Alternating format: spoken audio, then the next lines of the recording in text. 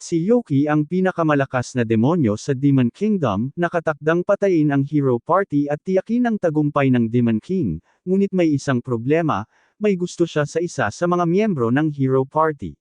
Sa wakas ay nakarating na ang Hero Party sa labas ng Demon Castle, at natapos na nila ang lahat ng side quest, kaya sigurado silang malakas na sila para manalo. Gayunpaman, pagpasok nila sa kastilyo, nakasalubong nila ang isang mababang antas na general ng demonyo, si Yoki, at lubos siyang nagwagi laban sa kanila. Gaano man karaming malalakas na atake ang gamitin nila, nagagawa pa rin ni Yoki na daijin sila, na sa huli ay nagiging walang malay ang lahat ng bayani, ngunit sa halip na tapusin sila, sinimulan niyang gamutin ang kanilang mga sugat dahil hindi niya gugustuhing mamatay sila dahil sa kanya, ngunit doon niya napansin na ang support mage ng Hero Party ay talagang cute. Gumugugol siya ng buong 10 minuto sa pagtitig lang sa kanya, pero pagkatapos ay lumabas ang kanyang mga nasasakupan at medyo kakaiba sa kanila na nakatayo lang siya sa ibabaw ng walang malay na babae ng matagal. Tinanong nila siya kung tatapusin na niya ang mga bayani para makapagpatuloy na sila sa kanilang araw, pero sinabi ni Yuki na hindi siya gustong pumatay ng sinuman. Sa halip, sinabi niya sa kanyang mga nasasakupan na ihatid ang mga bayani sa isang kalapit na nayon bago sila magising, kaya nagsimula silang lahat na hilahin ang mga bangkay palayo, at nadismaya si Yuki dahil napalampas niya ang kanyang pagkakataon na magpaputok. Isang buwan na ang lumipas, nagbibigay ng ulat si Yoki sa Demon Lord, at tila, 13 beses pang sinubukan ng mga bayani na pasukin ang lugar sa nakaraang buwan, at sa bawat pagkakataon, pinatutumba sila ni Yoki at iniwan sa isang ligtas na lugar. Pinupuri siya ng Demon Lord dahil madali niyang natapos ang mga nanghihimasok, ngunit tinanong niya kung bakit hindi pinapatay ni Yoki ang mga ito. Nag-imbento ng dahilan si Yoki at sinabing napakahina ng mga bayani kaya hindi niya naisip na sulit pang patayin ang mga ito, pero sa totoo lang, ayaw lang niya talagang pumatay ng tao. Sinabi sa kanya ng Demon Lord na kung hindi niya gustong patayin ang mga ito, kailangan niyang ipagawa ito sa kanyang mga tauhan. Ngunit alam ni Yoki na walang pagkakataong manalo ang kanyang mga tauhan laban sa mga bayaning iyon, at kahit manalo sila, hindi niya gustong mamatay ang cute na batang babae. Kaya sinabi niya sa Demon Lord na siya mismo ang baalang mag-asikaso sa mga bayani sa susunod. Natuwa ang Demon Lord nang marinig niya iyon, kaya pinawalan niya si Yoki, ngunit habang naglalakad pabalik sa kanyang silid, nagsimula siyang magtanong sa sarili kung ano ang dapat niyang gawin. Kung susubukan niyang iligtas ang mga bayani sa susunod, magdudulot ito ng maraming problema, pero kung hahayaan niyang labanan nila ang ibang demonyo, mawawasak ang kastilyo. Maaaring mukhang mahina ang mga bayaning iyon kumpara sa kanya, pero dahil lang iyon sa hindi kapani-pani walang lakas ni Yoki.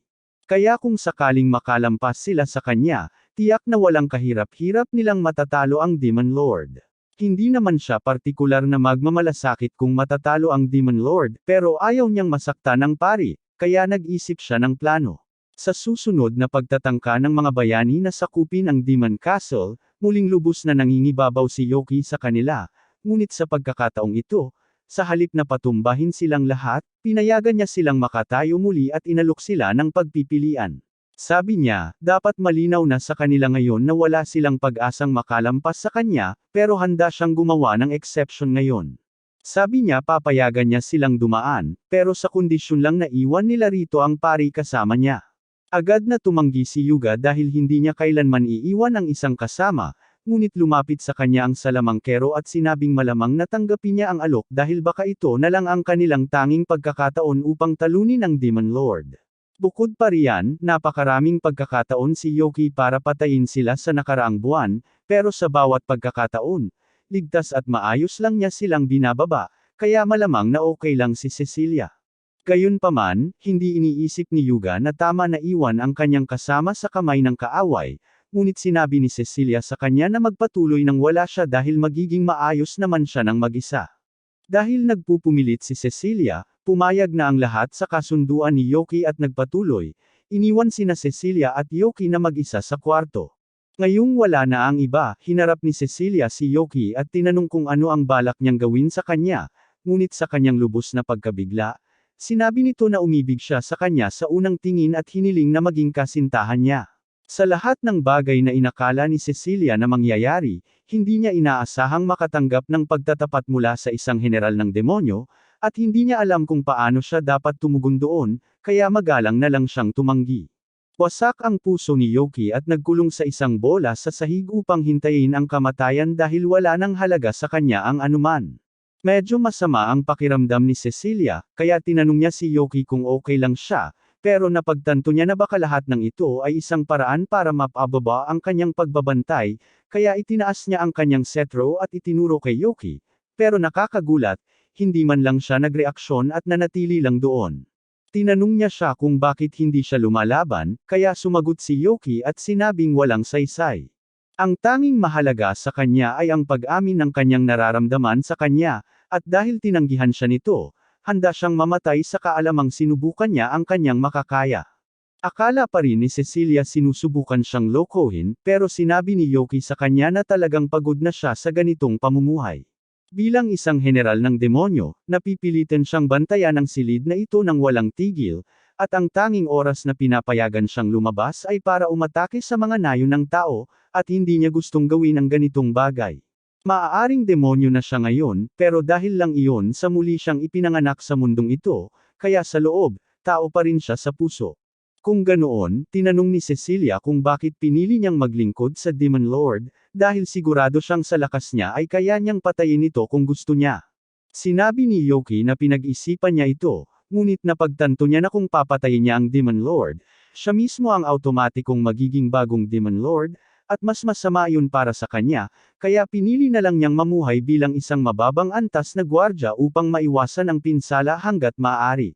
Ang buhay niya ay puno ng kalungkutan at hindi matiis, ngunit nagbago ang lahat nang makita niya ang mukha ni Cecilia.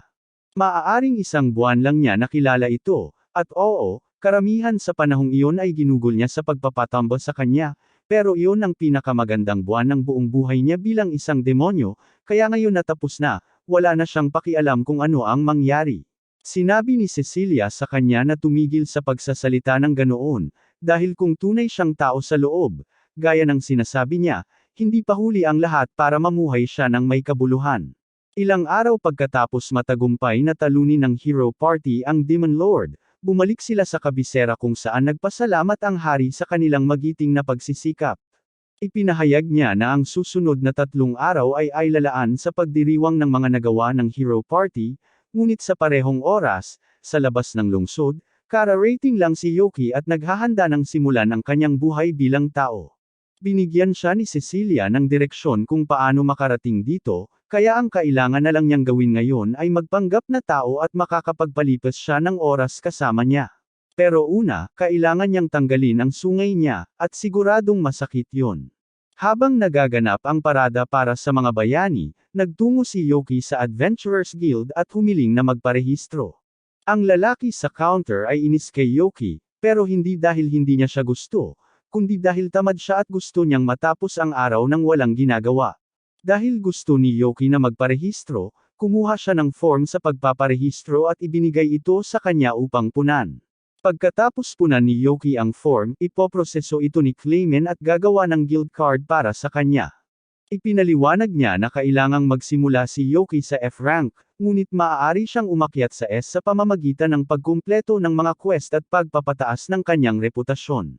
Kapag nakumpirma ni Yoki na naiintindihan niya ang mga patakaran, ibibigay na sana ni Clayman ang kanyang guild card, pero bago niya gawin iyon, sinabi niya kay Yoki na napakahirap muling mag-issue ng mga card na ito, kaya mas mabuting huwag niya itong mawala. Partikular, sa loob ng susunod na 3 araw dahil si Clayman lang ang may shift hanggang matapos ang Hero Festival, at hindi niya gustong harapin ang lahat ng abalang administratibo. Nangako si Yoki na mag-iingat, kaya kinuha niya ang kanyang card at umalis para tapusin ang ilang misyon, at sa pagtatapos ng araw, kumita siya ng malaking halaga. Hindi pa niya nakikilala si Cecilia, pero ang plano niya ay magtrabaho muna bilang adventurer at maging sapat ang tagumpay para maging karapat-dapat kay Cecilia, at pagkatapos gawin ang lahat ng iyon, kapag nagtapat ulit siya sa dalaga, siguradong tatanggapin nito ang kanyang pagmamahal. Sa mga susunod na araw, regular na nagpapakita si Yoki sa guild para tanggapin ang pinakamaraming quest na kaya niya, at nagsisimula na siyang makakuha ng kaunting atensyon dahil nagugulat ang mga tao sa bilis ng pag-akyat niya sa ranggo. Ngayon, kukuha siya ng 5 pang bagong quest, kaya diretso siyang naglakad papunta sa mesa ni Clayman at hiniling sa kanya na ay proseso ang mga ito para sa kanya.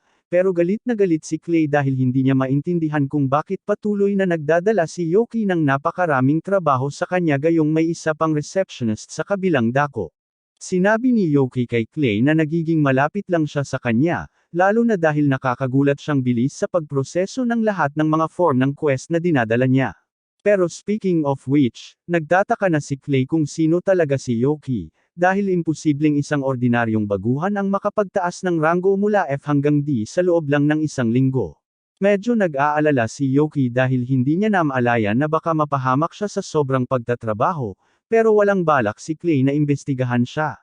Masyadong maraming trabaho iyon, at hindi naman krimen ang mabilis na pag-akyat sa ranggo, kaya walang dahilan para magkaproblema si Yoki dahil doon. Naluwagan ang pakiramdam ni Yoki nang marinig iyon, ngunit bago pa man matapos ni Clay na ay proseso ang mga quest, lumapit si Cecilia at hiniling kay Yoki na kanselahin ang kanyang mga quest para sa araw. Sabik siyang makita ulit siya, pero mukhang may seryosong pag-uusapan, kaya pinakiusapan niya si Yoki na pumunta sa bahay niya para makapag-usap silang dalawa. Agad-agad pumayag si Yoki, at nang sa wakas ay makarating sila, dinala siya ni Cecilia sa loob at naghanda ng isang tasa ng tsaa para sa kanya. Humihingi siya ng paumanhin dahil hindi niya siya nagawang makipagkita ng mas maaga, pero sinabi ni Yoki na hindi na kailangang humingi ng paumanhin dahil hindi rin naman siya gaanong nagsumikap na makipagkita sa kanya. Sa pagbanggit dyan, tinanong niya ito kung paano niya nalaman na nasa guild siya ngayon, kaya ipinaliwanag nito na halos lahat ay nag-uusap tungkol sa kanya kamakailan. Halos hindi pa naririnig na may baguhan na umakyat sa ranggo ng kasing bilis niya, kaya natural lang na magsimulang mag-usap ang mga tao tungkol dito, at nang marinig ni Cecilia ang mga chismis, alam niyang si Yoki ang may gawa nito. Na nagdadala sa kanya sa paksang gusto niyang talakayin sa kanya. Sinabi niya kay Yoki na gusto niyang tumigil ito sa pagiging adventurer, at nagulat ito nang marinig ito dahil walang katuturan, pero sigurado siyang may dahilan, kaya humiling siya kay Cecilia na ipaliwanag kung bakit. Sinabi ni Cecilia sa kanya na maaaring natalo na ang Demon Lord, pero hindi naman ibig sabihin na nawala na lahat ng banta sa mundo, at nag-aalala siya na magsisimulang mag-away ang iba't ibang bansa na nagtutulungan para maipakita ang kanilang kahijitan sa isa't isa.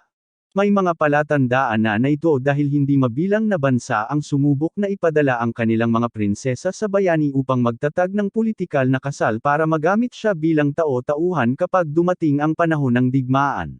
Lahat ng bansa ay abala sa paghahanap ng malalakas na kaalyado na gagamitin, at dahil sa galing ni Yoki sa guild, hindi magtatagal bago mapansin ng mga bansa at subukang kunin siya para sa digmaan. Alinman doon, o ituturing nila siyang kaaway, at masisira ang kanyang bagong buhay bilang tao. Kaya naman gusto ni Cecilia na tumigil siya sa pagiging adventurer, at naiintindihan ni Yoki kung bakit siya nag-aalala, pero may mga bayarin siyang kailangang bayaran, at ang pag-a-adventuring lang ang tanging paraan para kumita siya. Naiintindihan ni Cecilia iyon, kaya naman sinabi niyang handa siyang personal na kumuha sa kanya, subalit, wala siyang sapat na pera para bayaran si Yoki ng halagang katumbas ng kanyang lakas, kaya naman, upang punan ang kakulangan, nag-alok siyang gawin ang anumang gusto niya dahil hindi niya kayang ipahintulot na gamitin siya ng bansa bilang tauhan sa digmaan. Sinabi ni Yoki sa kanya na tumigil sa pagyuko, dahil walang anumang bansa ang maaaring gawin para kumbonsihin siya na sumali sa isang digmaan, lalo na sa isang labanan. Sa huli, si Cecilia lang ang taong handa siyang pakasalan. Naluwagan ang pakiramdam ni Cecilia nang marinig na hindi magpapatinag si Yoki, at kung sigurado siyang hindi siya malilinlang ng anumang pakana. Pagkatapos ay sinabi niya sa kanya na malaya siyang magpatuloy sa paglalakbay kung gusto niya, bagaman dapat pa rin siyang maging tahimik. Sa sandaling iyon, may kumatok sa pinto, at nagkataong ito ay ang ina ni Cecilia, at narito siya dahil interesado siyang makilala ang kaibigang dinala ng kanyang anak sa bahay. Tinanong niya si Yoki kung sinabi na ni Cecilia sa kanya ang tungkol sa kanyang buhay pag-ibig, at pagbanggit pa lang niya ay nahihiya na si Cecilia, pero tuloy pa rin ang kanyang ina. Maraming proposal na natanggap si Cecilia kamakailan, lahat ay tinanggihan niya, kaya tinanong ng kanyang ina si Yoki kung gusto niyang pakasalan si Cecilia. Talagang gustong pakasalan ni Yoki si Cecilia, pero sinabi niyang hindi niya ito magagawa sa ngayon, dahil sa tingin niya ay hindi pa siya sapat, kaya kapag nagkaroon na siya ng matatag na buhay, muli siyang magtatapat sa kanya at siya na ang magdedesisyon kung gusto niya siyang pakasalan o hindi. Gusto ng nanay ni Cecilia ang sagot ni Yoki, dahil kung sinabi niyang oo, hindi pa rin niya siya papayagan na pakasalan ang anak niya.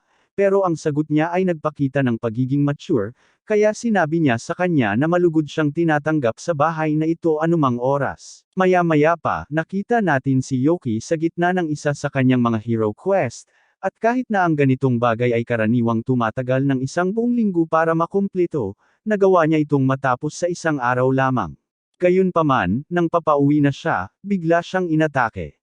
Tatlong hindi kilalang salarin ang naglunsad ng isang koordinadong pag-atake laban sa kanya, at sinubukan ni Yoki na ipagtanggol ang kanyang sarili, ngunit napagtanto niya na ang mga taong ito ay mukhang pamilyar. Sila ay kanyang mga nasasakupan noong nagtatrabaho siya sa Demon Castle, at ayaw niya silang labanan, kaya tumawag siya ng timeout at isiniwalat ang kanyang tunay na pagkakakilanlan. Tuwang-tuwa silang lahat nang makitang buhay pa si Yoki, ngunit nagalit din si Duke na halos iwanan sila ni Yoki nang umatake ang grupo ng mga bayani, dahil wala siya roon para alagaan sila gaya ng dati. Natapos sila sa silid ng trono ng Panginoong Demonyo at natalo siya. Parang sinasadya ni Yoki na hayaan ang mga bayani na dumaan ng walang laban, at higit sa lahat, mukha na siyang tao ngayon sa kung anong dahilan. Sinabihan sila ni Yoki na kumalma dahil may napakabuti siyang dahilan sa ginawa niya, kaya naghintay ang tatlo para marinig ang sasabihin niya dahil alam nilang mahalaga ito. Ngunit nang sabihin ni Yoki na ang tanging dahilan kung bakit niya ginawa ang lahat ng ito ay dahil gusto niya ang pari ng hero party, hindi nila ito matanggap. Sinabi sa kanila ni Yoki na mula ngayon, plano niyang mamuhay bilang tao, kaya hindi na nila kailangang isipin pa siya bilang kanilang kapitan at malaya na silang gawin ang anumang gusto nila. Gayunpaman, sinabi nilang lahat sa kanya na ayaw nila. Mas gusto nilang makasama si Yoki, at bukod pa riyan, gusto talaga nilang makilala ang babaeng nagnakaw ng puso niya. Sinabi sa kanila ni Yoki na hindi iyon mangyayari dahil kung may makakita sa kanila, magdudulot ito ng matinding takot sa lungsod.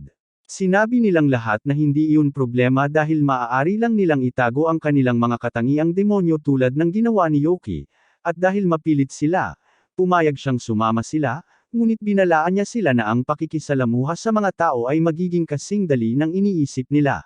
Nang araw na iyon, dinala ni Yoki ang kanyang mga nasasakupan upang makipagkita kay Cecilia matapos magbalat kayo, ngunit mas malupit ito kaysa sa inaasahan nila, lalo na para sa kaligayahan, dahil kinailangan ni Yoki na bunutin ang kanyang mga balahibo isa-isa. Naupo silang lahat upang uminom ng tsaa, at sinabi ni Cecilia na natutuwa siyang makilala sila, ngunit kahit alam niyang mga demonyo sila, hindi naman talaga sila kamukha. Ipinaliwanag ni Duke na ginawa nilang lahat ang kanilang makakaya upang magmukhang tao hanggat maaari, at sa kanyang kaso, dahil isa siyang dulahan, itinago ni Yoki ang kanyang ulo sa kanyang baluti upang hindi ito gamulong. Mukhang maayos naman ang pakikasama ni Duke kay Cecilia, ngunit medyo naiinggit si Yoki dahil hindi naman gaanong nagsasalita si Duke ng ganito kalapit sa kanya, ngunit bigla na lang, ngayong nasa harap na niya ang isang cute na babae, nakikipag-usap na siya. Ipinaliwanag ni Duke na hindi lang siya masyadong nagsasalita noon dahil dati ay kinaiinisan niya ang loob ni Yoki.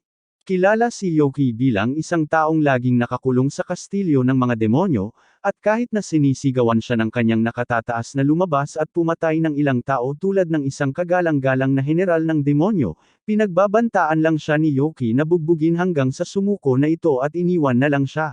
Gayunpaman, hindi kinaya ni Duke ang ganoong kawalang-galang na pag-uugali ng isang general ng demonyo, kaya isang araw, pumasok siya sa kwarto ni Yoki para turuan ito ng leksyon.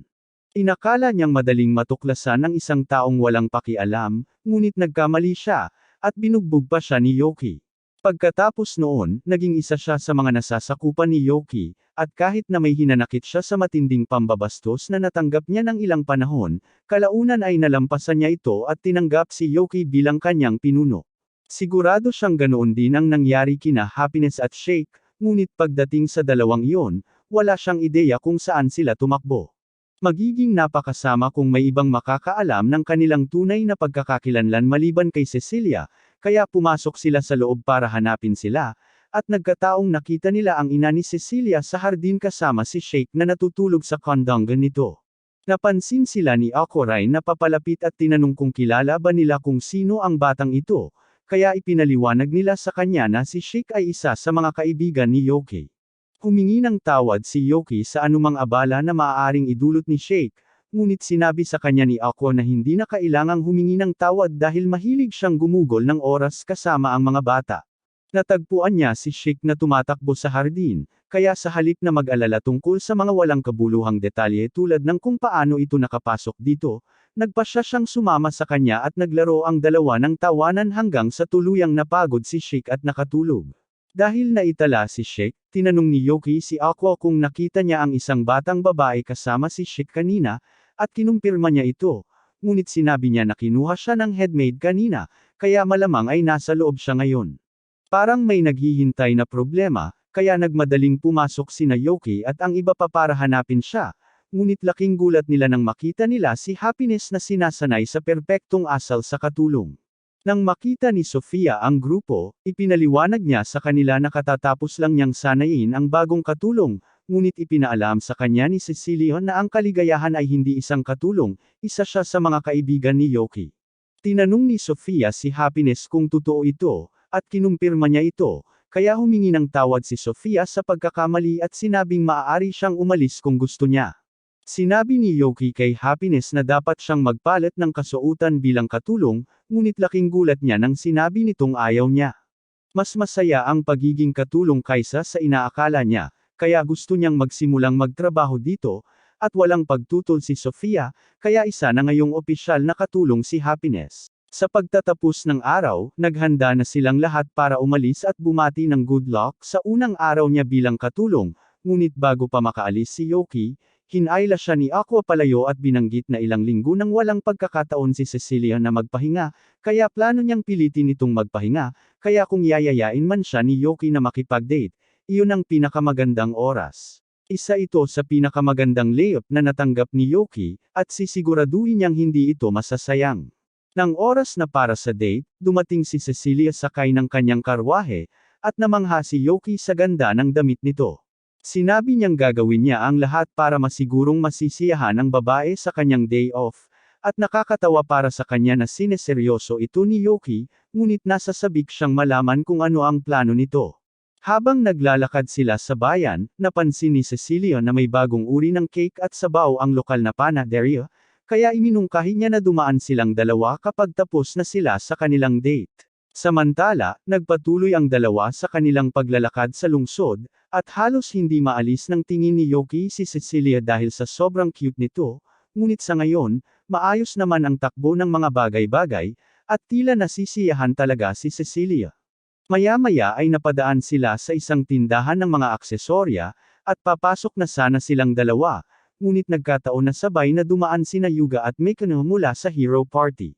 Nang makilala siya ni Yuga, tinawag niya si Cecilia, at hindi pinansin si Yoki. Sinabi niya na nagkataon lang na nagbakasyon silang lahat sa iisang araw, at dahil nandito silang lahat, iminungkahi niya na dapat silang magkasama sa natitirang bahagi ng araw. Magalang na tinanggihan siya ni Cecilia sa pamamagitan ng pagpapaliwanag na kasama na niya si Yoki, at ngayong nabanggit na si Yoki, pakiramdam ni Yuga ay nagkita na silang dalawa sa isang lugar noon. Sinabi sa kanya ni Yoki na malamang ay niloloko lang siya ng isip niya, at nagpasya si Yuga na hayaan na lang muna ito. Pagkatapos ay iminungkahi niya na dapat silang lahat ay pumasok ng sama-sama para walang maiwan, at halos hindi na niya binigyan ng oras si Cecilia para tumutol bago niya ito pinapasok. Nagalit si Mikano tungkol sa lahat ng ito dahil noong isang araw ay nakumbinsi niya si Yuga na makipag-date sa kanya. Nangyari ito. Nakikita niyang nakikipag-date din si Yoki kay Cecilia, kaya binati niya ito ng good luck dahil kung mapapaibig niya si Cecilia sa kanya, wala nang magagawa si Yuga kundi ang mag-focus sa kanya. Habang papasok si Yoki, nagkita silang muli ni Cecilia, at dahil nandito sila, inalok niya itong bilhan ng regalo. Sinabi ni Cecilia sa kanya na hindi niya kailangang gawin iyon, ngunit sinabi ni Yoki na ito ang paraan niya ng pasasalamat sa lahat ng tulong na ibinigay nito sa kanya, kaya pumayag siya kalaunan. Nakita ito ni Yuga, at agad siyang nakaramdam ng matinding selos, kaya pumagitan siya sa kanilang dalawa at sinabing gusto niyang pumili ng mga regalo para sa lahat, na malinaw na sinusubukang talunin si Yoki. Pumili si Yoki ng kwintas na sa tingin niya ay magandang tingnan kay Cecilia, habang si Yuga naman ay pumili na lang ng pinakamahal na pendant sa tindahan dahil hindi niya alam kung ano pa ang bibilhin. Sinubukan niyang ipasuot ito kay Cecilia, ngunit sa proseso, aksidente niyang natanggal ang kanyang maskara, at ngayong hindi na nito suot ang kanyang sombrero at salamin, agad siyang nakilala ng lahat ng tao sa tindahan at ang iba pang miyembro ng Hero Party. Agad silang pinagsiksikan ng mga tagahanga at hinabol sa kalye, dahilan para mahiwalay si Yoki kay Cecilia, at habang hinahanap siya, nakasalubong ni Yoki ang huling miyembro ng Hero Party, si Sir Raven, habang ito ay pinagsiksikan ng isang grupo ng mga babae, at tila hindi siya komportable. Nagpasya si Yoki na tulungan siya, kaya itinuro niya ang direksyon ni Yuga para maalis ang atensyon ng mga tao bago niya sinunggaban si Raven at tumakbo sa isang eskinita. Nang makaalis na sila sa karamihan, inaasahan ni Yoki na kahit papaano ay magpapasalamat si Raven sa kanya, ngunit nanatili itong tahimik, kaya inakala niyang hindi ganoon kadaldal si Raven. Gayunpaman, habang paalis na siya, narinig niya si Raven na hiniling sa kanya na maghintay, at agad niyang naintindihan kung bakit hindi masyadong nagsasalita si Raven. Ito ay dahil ang boses niya ay parang boses ng isang teenager. Karaniwan niyang iniiwasan ang pagsasalita sa harap ng maraming tao dahil nag-aalala siyang pagtawanan ng mga tao, ngunit hindi balak ni Yoki na pagtawanan siya dahil dito. Tutal, lahat naman ay may mga bagay tungkol sa kanilang sarili na ikinababalisa nila. Nakahinga ng maluwag si Raven na nakilala ang isang taong kasing unawa ni Yoki, ngunit nang sandaling iyon, naalala ni Yoki na dapat ay hinahanap niya si Cecilia, kaya tumakbo siya pabalik upang makipagkita rito. Lumipas ang natitirang bahagi ng araw nang walang anumang karagdagang problema, ngunit kinabukasan, nalaman ni Yoki na nilanat si Cecilia dahil sa lahat ng stress kahapon. Malapit na siya sa puntong mawalan na siya ng kontrol, ngunit ang pagharap sa lahat ng mga tagahanga ay agad na nagpalungkot sa kanya, at pakiramdam ni Yoki ay kasalanan niya ito. Sinabi ni Aqua kay Yoki na hindi niya kailangang makaramdam ng pagkakasala dahil banayad lang ang sipon ni Cecilia, at hindi ito galit sa kanya dahil sa kinalabasan ng mga bagay-bagay. Ngunit galit siya kay Yuga, kaya mag-uusap sila ng matagal tungkol sa mga hangganan sa susunod na makita niya ito. Kahit na siya ang may sanhi ng kondisyon ni Cecilia, nang marinig niya ito, sinubukan niyang pumunta rito para maalagaan ito. Ngunit tinanggihan siya ng mga katulong sa gate bago pa siya makapagdulot ng karagdagang pinsala. Dahil doon, naisip ni Aqua na maganda para kay Cecilia na makita ang isang kaibigan habang nagpapagaling ito, kaya hiniling niya kay Yoki na bisitahin ito. Inakay ni Sofia si Yoki sa kwarto ni Cecilia at kumatok sa pinto para ipaalam na narito ito. Nagsimulang magpanik si Cecilia at pinakiusapan si Yoki na maghintay sa labas habang naglilinis siya rito, ngunit tiniyak sa kanya ni Sofia na hindi niya kailangang mag-alala dahil nailigpit na niya ang lahat ng laruan ni Cecilia bago pa dumating si Yoki. Ngunit nakakahiya pa rin ang marinig siyang sabihin ito ng malakas. Alinman dito, ayos lang kay Yoki na pumasok na ngayon, kaya pumasok siya at naupo sa tabi ng kama nito. Humingi siya ng paumanhin sa kinalabasan ng mga bagay-bagay at sinabi sa kanya na makakabawi siya kahit papaano, ngunit sinabi ni Cecilia na hindi niya ito masisisi sa nangyari. Gayunpaman, kung talagang nakokonsensya siya tungkol dito, sasabihin sa kanya ni Yoki na makakabawi siya sa pamamagitan ng pakikipag-date muli sa kanya kapag nakabawi na ito. Natigilan sandali si Yoki dahil niyaya na lang siya ni Cecilia ngayon lang, at iyon ang pinakamagandang bagay na nangyari sa kanya sa buong araw, kaya sinabi niya sa kanya na sisiguraduhin niyang ang kanilang susunod na date ay magiging mas maganda kaysa sa inaakala niya. Sa kasamaang palad, medyo masigasig siya sa kanyang deklarasyon at ang pagsigaw kay Cecilia ay maaaring magpalala sa kondisyon nito, kaya pumasok si Sofia at magalang na pinalayas siya. Pauwi na sana siya, ngunit bigla niyang napansin si Raven na kinakabahang naglalakad papunta sa bahay ni Cecilia at na-curious siya kung ano ang ginagawa nito rito, kaya lumapit siya para kumustahin. Tila maraming iniisip si Raven, kaya tinanong ni Yuki kung may bumabagabag sa kanya, at inamin ni Raven na sinusubukan niyang mag-ipon ng lakas ng loob na umamin sa babaeng gusto niya. Tulad ni Yuki, hindi siya natawa sa boses nito nang marinig niya ito, at mula noon, may gusto na si Raven sa kanya, ngunit hindi siya sigurado kung gusto rin siya nito pabalik. Hindi talaga maintindihan ni Yoki kung bakit nag-aalala si Raven dahil matangkad, gwapo, at sikat ito. Ang tanging problema niya ay ang kanyang boses at sinabi na ng babaeng gusto niya na wala siyang pakialam, kaya malaki ang posibilidad na tanggapin nito ang kanyang nararamdaman. Napagtanto ni Raven na tama si Yoki, kaya nagpasya siyang ituloy ang kanyang pag-amin at ipinagmamalaki siya ni Yoki. Ngunit napagtanto niya na si Raven ay naglalakad papunta sa bahay ni Cecilia, kaya maaaring lumikha siya ng mas maraming kompetisyon para sa kanyang sarili. Sinubukan niyang kumbansihin ang kanyang sarili na hindi kailanman tatanggapin ni Cecilia ang biglaang pag-amin mula kay Raven, ngunit muli, sila ay nasa salusalo ng mga bayani, kaya may posibilidad na nagkaroon sila ng ilang romantikong sandali habang naglalakbay. Nagsimula siyang magpanik muli, ngunit ng sandaling iyon, nakita niya si Raven na naglalakad pabalik mula sa mansyon na ganap na wasak. Talagang naniniwala siyang ang pinakamasamang masasabi nito ay hindi, ngunit mali siya, at ngayon ay gusto na lang niyang umuwi at isipin ang kanyang buhay habang naliligo. Ang makitang nalulungkot si Raven ay nagpa-curious kay Yoki, kaya bumalik siya sa bahay at tinanong si Sofia kung alam nito ang nangyari kay Raven nang lumapit ito upang aminin ang kanyang nararamdaman kay Cecilia.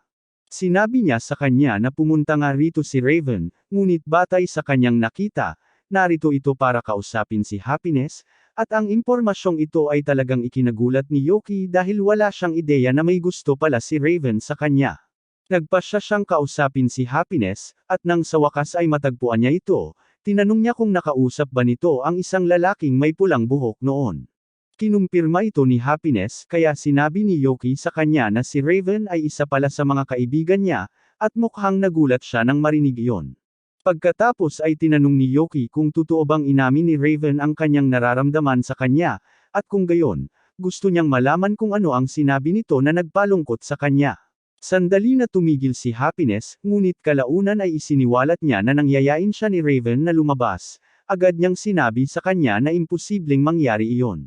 Ang pagtanggi ng ganoon ay makakasakit sa damdamin ng sinuman, kaya naintindihan ni Yoki kung bakit labis na nalungkot si Raven pagkatapos, ngunit kung hindi siya gusto ni Happiness, wala nang magagawa. Gayunpaman, sinabi niya na gusto niya talaga si Raven, ngunit bago pa man siya matanong ni Yoki kung ano ang ibig niyang sabihin noon, tumakbo na siya palayo. Nang gabing iyon, nagpatawag si Yoki ng isang pagpupulong kasama ang iba pa niyang mga nasasakupan upang pag-usapan ang nangyayari sa relasyon nina Happiness at Raven.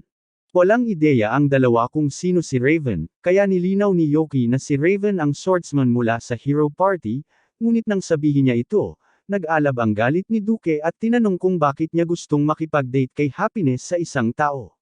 Ipinaliwanag ni Yoki na hindi siya ang nagpakilala sa kanila, at sa katunayan, wala siyang ideya kung paano sila nagkakilala noong una, ngunit hindi iyon ang issue rito. Sinabi niya sa lahat na kamakailan lamang ay umamin si Raven kay Happiness, at ipinapalagay ni Duke na hindi niya ito nagustuhan dahil karamihan sa mga taong nakasalamuhan niya ay sinusubukan siyang hulihin dahil sa kanyang mga balahibo o mga mahilig sa mabalahibo. Alinman dito, medyo masama ito. Gayunpaman, sa palagay niya ay hindi lahat ng tao ay kinamumuhian ni Happiness. Tutal, kusang loob niyang piniling magtrabaho bilang isang katulong dahil gusto niya ang mga tao sa mansyon, kaya malamang ay nasabi niya na mabuting tao si Raven. Kinabukasan, tumungo si Yoki sa guild gaya ng dati, ngunit laking gulat niya nang wala si Kremen ngayon. Tinawagan ng isa sa mga receptionist si Yoki dahil kilala niya itong lalaking laging nakikipag-usap sa Vice Guild Master. Noong una ay walang ideya si Yoki kung ano ang pinag-uusapan nila, ngunit ipinaliwanag niya na kahit gaano katamad si Kremen, siya talaga ang Vice Guild Master dito. Nakakagulat na revelasyon ito, ngunit sa ngayon, mas interesado si Yoki na malaman kung saan nagpunta si Kremen. Dapat ay isang sekreto ito, ngunit dahil kaibigan ni Yoki si Kremen, ipinaalam sa kanya ng receptionist na na-hospital siya matapos mag-away sila ng kanyang asawa. Nang araw na iyon, pumunta si Yoki sa ospital para bisitahin si Kremen, at nagulat siya kung gaano siya nasaktan. Tinanong niya kung ano ang nangyari kaya ipinaliwanag ni Kremen na kahapon ay anibersaryo niya, kaya gusto niyang pumili ng magandang regalo para sa kanyang asawa, ngunit masyado siyang na-focus kaya lumipas ang buong araw na nakatitig siya sa mga alahas, at nang sa wakas ay nakauwi na siya, hindi na niya natuloy ang hapunan, kaya inakala ng kanyang asawa na nakalimutan na niya ang anibersaryo, at nag-away sila pagkatapos. Naisip ni Yoki na malamang malakas ang asawa ni Kremen kung nagawa niya itong sakta ng ganito, at sinabi niyang inaasahan na ito dahil isa itong dating A-rank adventurer. Hindi makapaniwala si Yoki na kasal si Kremen sa isang taong A-rank level, ngunit para sa record, si Kremen ay isa ring dating A-ranker. Matatagalan bago natural na gumaling si Kremen mula sa lahat ng mga sugat na iyon, kaya nag-alok si Yoki na gumamit ng healing magic para tulungan siya, ngunit agad na isinantabi ni Kremen ang ideya. Ang pagiging nasugatan ng ganito ang perpektong dahilan para alagaan siya ng kanyang asawa hanggang sa gumaling siya. Sakto namang pumasok ang asawa ni Kremen, at si Sofia pala iyon, na labis na ikinagulat ni Yoki. Hindi niya lubos maisip na ikakasal ito sa isang taong katulad ni Kremen, ngunit tila masaya silang magkasama, bukod pa sa paminsan-minsang marahas na hindi pagkakaunawaan. Maya-maya, naghahanda na si Yoki para umalis, kaya nagpasalamat si Sofia sa pagsama sa kanyang asawa bago ito dumating. Sinabi niyang hindi na kailangang magpasalamat dito dahil normal lang na bumisita sa isang kaibigang nasaktan, ngunit tungkol sa mga kaibigan, tinanong niya si Sofia kung bumuti na ba ang kalagayan ni Cecilia ngayon. Sinabi nito sa kanya na wala na ang lagnat ni Cecilia, kaya mas maayos na ang pakiramdam niya ngayon, ngunit may mga iniuutos siya ngayon, kaya hindi niya ito makikita ng ilang sandali.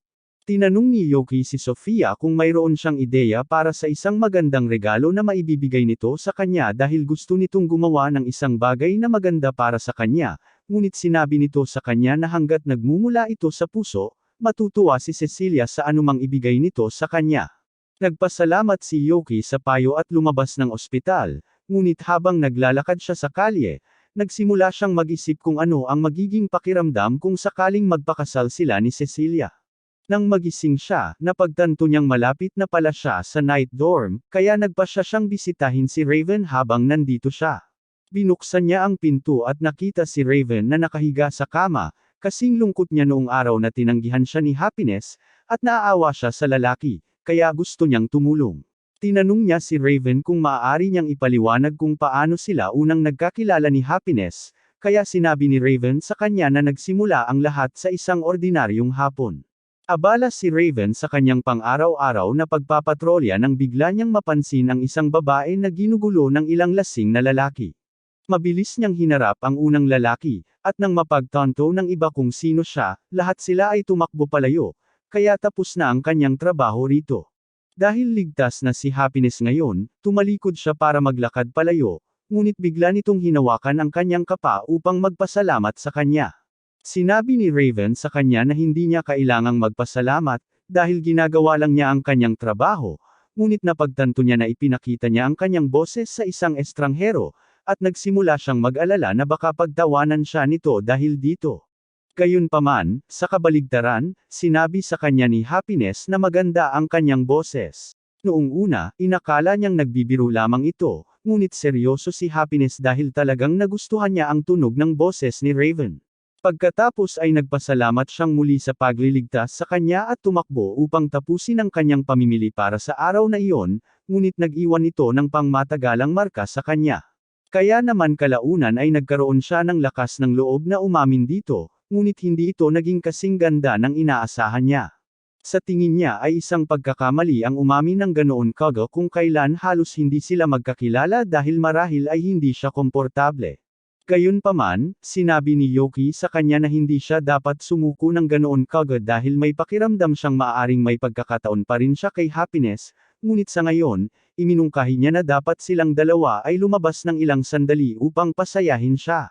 Dinala ni Yoki si Raven sa tindahan ng alahas na pinuntahan niya noong nakaraan kasama si Cecilia, dahil hindi niya nabili ang kwintas na iyon para dito, at habang naroon sila, nakakita si Raven ng isang magandang palawit na babagay kay Happiness. Hindi siya sigurado kung dapat ba niya itong bilhin o hindi, dahil maaaring isipin ni Happiness na kakaiba ang makatanggap ng regalo mula sa isang taong halos hindi niya kilala, ngunit tiniyak sa kanya ni Yoki na pahahalagahan niya ang ideyang inilagay niya rito. At kung wala ng iba pa, tiyak na magugustuhan niya ang disenyo dahil bagay na bagay ito sa kanya. Kalaunan ay nagpasya si Raven na bilhin ang palawit, at dahil ayaw niyang may makarinig sa kanyang boses, nakipag-usap siya sa Kaera gamit ang panulat at papel. Gayunpaman, habang palabas na sila ng tindahan, nakasalubong ni Yuki at Raven si Mikuna, at nagulat siya nang makita silang dalawa sa isang tindahan ng alahas na magkasama. Tinanong niya kung ano ang ginagawa nila rito, at agad na sumagot si Yuki, sinabing narito sila para bumili ng mga regalo para sa mga babaeng mahal nila. Alam na ni Mikuna na may gusto si Yuki kay Cecilia, kaya hindi na siya nagulat doon, pero wala siyang ideya na may gusto rin pala si Raven. Hiniling niya rito na sabihin na ang totoo, pero ayaw magsalita ni Raven habang nasa tabi niya, at kasalanan niya iyon dahil minsan na niyang pinagtawanan ang boses nito, at mula noon, naging masyadong nahihiya ito para magsalita habang nasa tabi niya. Naaawa si Mikuna tungkol dito, at humingi na siya ng tawad, pero alam niyang hindi mababago ng paghingi ng tawad ang ginawa niya, kaya ayaw niya itong pilitin. Gayunpaman, kahit ayaw siyang kausapin ni Raven, gusto pa rin niyang marinig ang lahat ng detalye tungkol sa crush nito, kaya niyaya niya ito at si Yuki na kumain ng tanghalian kasama niya. Gayunpaman, nang sa tingin niya ay handa na silang mag-usap, sinimulan ni Yuki at Raven na punuin ang kanilang mga mukha ng pagkain para hindi na nila kailangang magsalita. Perpekto ang plano, pero nang banggitin ni Mikuna na maaari niyang ikwento kay Yuki ang ilang bagay tungkol kay Cecilia kung kakausapin nito, agad siyang sumuko sa plano. Tinanong siya ni Mikuna kung gaano nakalayo ang narating nila ni Cecilia, at sinabi niya rito na walang espesyal dahil hindi pa sila nagliligawan, at tila nakatanggap siya ng napakaraming alok sa kasal, kabilang ang isa mula kay Yuga. Medyo nenas si Mikuna nang marinig ito dahil hindi niya maintindihan kung bakit hindi pa nito napapansin ang mga pahiwatig nito. Noon pa man ay medyo baliw na ito, kaya minsan ay hindi niya sinasadyang madatnan ito at si Cecilia na nagpapalit o naliligo, at napakapopular niya sa mga kababaihan kaya naman palaging nabubuo ang napakaraming tao saan man sila magpunta. Hindi naman talaga niya ito sinasadya, ngunit ang kanyang walang pakialam na pag-uugali ay talagang nakakainis kay Cecilia, at maaari itong maging nakakatakot kapag galit ito. Tinanong ni Mikuna si Raven tungkol sa crush niya, pero pinutol siya ni Yuki dahil ayaw niyang hayaan siyang guluhin siya nito. Nangako si Mikuna na hindi niya ito tinatangkang pagtawanan dahil sa crush niya o ano paman, mayroon lang siyang ilang problema sa relasyon na gusto niyang pag-usapan. Ang totoo, may pakiramdam siyang kinamumuhian siya ni Yuga dahil sa isang bagay na ginawa nito. Sinabi niya kay Yuki na, kahit na sinasabi ng ulat ng kaharian na inaangkin nila ang ganap na tagumpay laban sa Demon Lord, natalo sila ng maraming beses at ito ay dahil sa isang random na Demon General. Sa bawat pagkatalo nila, napupunta sila sa isang kalapit na nayon na gumaling na ang lahat ng kanilang mga sugat sa kung anong dahilan, ngunit kahit ilang beses silang umatras, patuloy silang tinatalo ng demonyong iyon sa mga pinaka-nakakahiya na paraan. Nagsisimula ng makaramdam ng kaunting pagkakasala si Yuki dahil ilang beses niyang pinatagal ang kanilang pagkatalo para mas matagal niyang makita si Cecilia, ngunit bilang depensa, hindi niya sila tinatangkang ipahiya. Gayunpaman, pagkatapos ng bawat pagkatalo, napilitan ang grupo na magsinungaling sa mga tao at itago ang katotohanang natalo sila upang mapanatili ang kanilang pananampalataya sa grupo ng mga bayani, ngunit nauubusan na ng supply at kung hindi nila matatalo ang demonyong iyon sa lalong madaling panahon, mawawalan ng tiwala ang mga tao sa kanila. Doon, sa isang pagtatangka, inalok sila ng demonyong pinag-uusapan. Sinabi nito na papayagan sila nitong dumiretso sa silid ng trono ng Panginoong Demonyo ng walang hamon, ngunit kung handa lamang silang iwanan si Cecilia at si Mikuna ang nakakumbinsi sa lahat na iwanan siya upang hindi makitang isang bigo si Yuga. Nakaligtas si Cecilia, ngunit sa palagay ni Mikuna ay hindi siya pinatawad ni Yuga sa paggawa ng ganoong kalupit na pagpili. Magiliw at masayahin pa rin siyang umasta sa kanya, ngunit nakikita niya na nagbago ang pananaw nito sa kanya. Tiyak na iba rin ang tingin ni Cecilia sa kanya pagkatapos ng nangyari, kaya medyo naging mahirap ang mga bagay sa pagitan nila. Pakiramdam ni Yuki ay may bahagi siyang kasalanan sa lahat ng ito dahil ang kanyang mga aksyon ang naging sanhi ng pagkakawatak-watak sa kanilang grupo, ngunit wala na siyang gaanong magagawa upang ayusin ito. Tinanong niya ito kung sinubukan na ba nitong kausapin si Cecilia tungkol dito, pero paano nga ba niya dapat gawin iyon? Hindi niya basta-basta masasabing handa siyang isakripisyo si Cecilia dahil mas mahalaga sa kanya ang pagprotekta sa karangalan ni Yuga bilang isang bayani. Alam ni Yoki na mahirap itong pag-usapan, pero kung walang gagawin, patuloy silang magiging awkward sa isa't isa ng walang hanggan, kaya sinabihan niya itong pag-isipan ito. Napagtanto ni Mikana na tama si Yoki, kaya nagpasya siyang gawin ang lahat para makabawi. Nagpasya rin si Raven na subukang kausapin muli si Happiness, kaya bumalik sila ni Yoki sa bahay ni Cecilia. Kalaunan ay natagpuan niya si Happiness at humingi ng tawad dito sa pag-amin, na biglaan noong huli. Pagkatapos ay iniabot niya sa kanya ang pendant na binili niya at tinanong kung gusto nitong magsimula bilang magkaibigan, at tila nagustuhan ni Happiness ang ideyang iyon. Lumipas ang ilang araw at malapit nang pumanaw si Yoki dahil halos isang linggo na niyang hindi nakikita si Cecilia. Matapos itong gumaling, naging abala siya sa pagbisita sa iba't ibang taga-nayon at pagpapagaling sa mga nasugatan at may sakit doon. Naging abala rin ang iba pang miyembro ng Hero Party dahil si Raven ang Night Captain, si Mikana ay isang Royal Magician, at si Yuga naman ay maraming misyon sa pagpuksa at diplomasya. Ngunit siya naman, wala talagang ginagawa. Nang sandaling iyon, kumatok ang kaligayahan sa pinto ni Yoki at sinabing narito siya para maghatid ng mensahe. Tila pinapunta siya ni Cecilia para ipaalam kay Yoki na uuwi siya ngayong hapon at nangangahulugan ito na sa wakas ay makikita na niya itong muli. Tuwang-tuwa siya dahil ito na ang perpektong pagkakataon para maibigay niya rito ang kwintas na binili niya dahil hindi niya ito nakita noong nakaraan. Gayunpaman, habang naglalakad siya sa kalye, isang matandang babae na may fortune booth ang tumawag sa kanya at sinabing magkakaroon siya ng pinakamasamang kapalaran ngayon. Dapat ay nakakabahala ito, ngunit inakala ni Yoki na isa lamang itong panloloko at nagpatuloy sa kanyang pang-araw-araw na gawain. Tutal, kung papunta siya para makipagkita kay Cecilia, ano kaya ang posibleng maging problema? Una, tumungo si Yoki sa isa sa mga lokal na panaderia para bumili ng regalo para kay Cecilia. Ngunit ang babaeng karaniwang nagtatrabaho doon ay tila nag-a-day off, kaya hiniling niya sa kanyang kapatid na palitan siya, at medyo sineseryoso ito ng kanyang kapatid. Medyo awkward ang sitwasyon para kay Yoki, kaya umorder na lang siya ng ilang cupcake at umalis. Ngunit habang nagpapatuloy siya sa paglalakad, napagtanto niya na lahat ng cupcake ay nadurog ng mga nakaumbok na kalamnan ng lalaking iyon.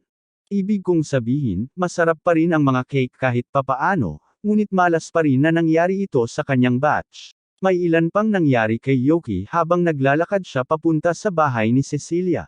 Tulad ng aksidente niyang nabangga ang isang malaking lalaki, muntik na niyang matapakan ang isang dumi ng aso sa gitna ng kalye, at pagkatapos ay may isang bata na nabangga siya at nalaglag ang kanyang karne sa sahig.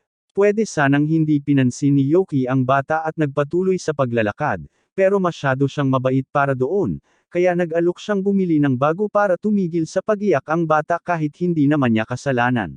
Sa ngayon, maliliit na abala lang ang nangyayari sa kanya, pero lalong lumalala ang swerte ni Yoki dahil ilang sandali lang, naagaw ng mandurukot ang kanyang pitaka. Ngayon, may mga taong susuko na rito, pero hindi hinahayaan ni Yoki na masayang ang kanyang pinaghirapan na pera, kaya ginamit niya ang kaunting lakas niya para habulin ang mandurukot at sinipa siya. May katwiran naman si Yoki rito, pero sa kasamaang palad, malapit lang si Yuga, at ang nakita lang niya ay sinipa ni Yoki ang isang lalaki sa sahig at kinuha ang isang bag ng pera. Sinubukan ni Yoki na ipaliwanag na hindi lang ito pagkakaunawaan, pero hindi ito pinaniwalaan ni Yuga, kaya sinimulan niyang atakihin si Yoki, sinusubukang sumuko ito. Ngayon, tiyak na matatalo ni Yoki si Yuga kung gugustuhin niya, ngunit mabubunyag niya ang kanyang pagiging isang ordinaryong tao, kaya nagpasya siyang tumakas. Gayunpaman, hindi iyon gumana para sa kanya dahil mabilis na hinaranggan ng isang grupo ng mga kabalyero ang kanyang landas at ang pakikipaglaban para makatakas ngayon ay magdudulot lamang ng mas maraming problema para sa kanya sa hinaharap, kaya sumuko si Yoki. Nakulong siya dahil sa kanyang umano'y krimen at nagsisimula siyang mag-isip na maaaring tama ang manghuhula na malas siya ngayon. Gayunpaman, hindi naman lahat ng masama dahil may mga kaibigan pa rin siyang nagbabantay sa kanya, at pagkaraan ng ilang sandali, dumating si Duke para bisitahin siya. Si Duke ay minanmanan ng mga Royal Knights ilang araw na ang nakalipas, at sa tingin niya ay nakakatawa na napasok ni Yoki ang ganitong uri ng gulo ng napakabilis.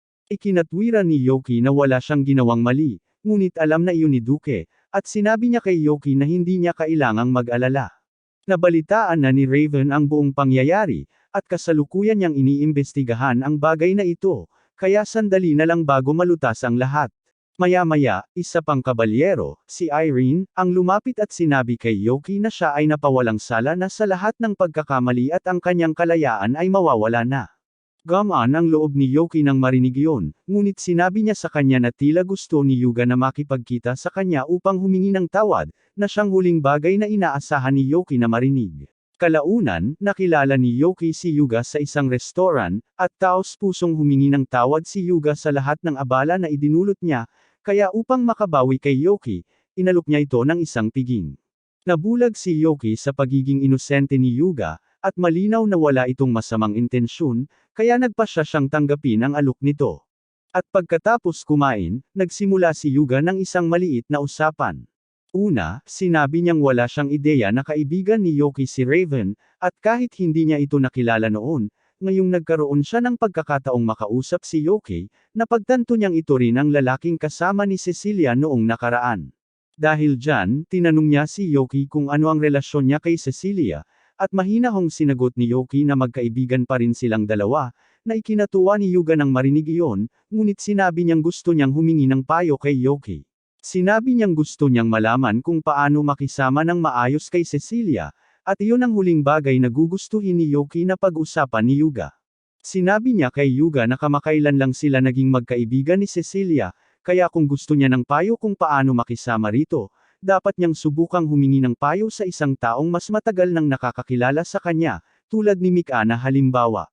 Gayunpaman, sinabi ni Yuga na hindi niya maaaring humingi ng payo kay Mikana dahil malamang na kinamumuhian nito si Cecilia.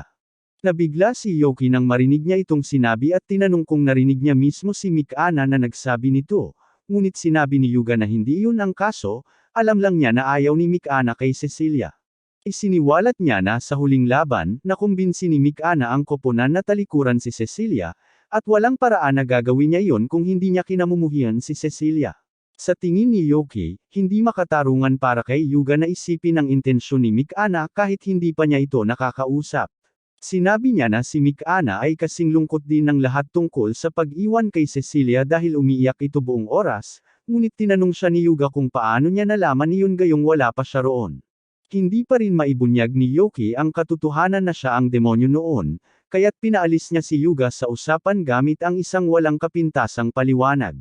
Maniwala ka sa akin, Brichocho.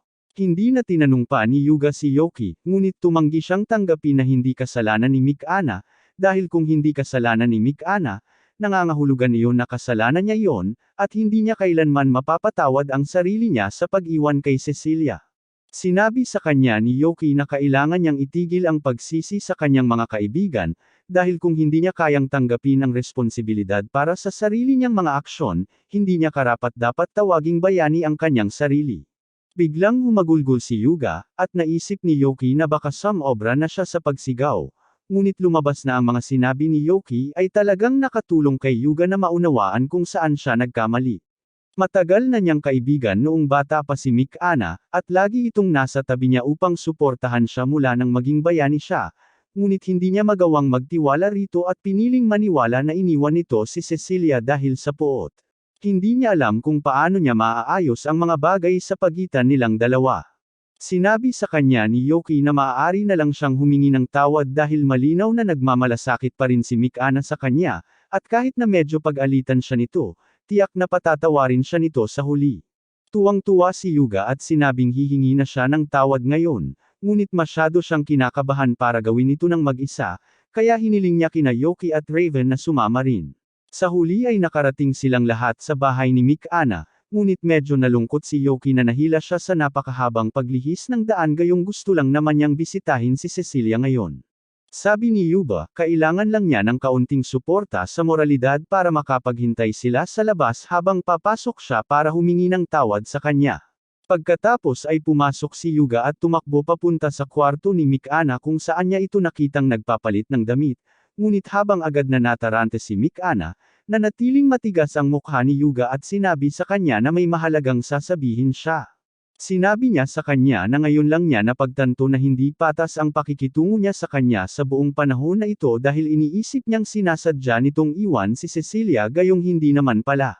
Alam niyang hindi sapat ang isang paghingi ng tawad para makabawi sa nagawa niya, ngunit umaasa siyang mapapatawad siya nito para makabalik sila sa dati.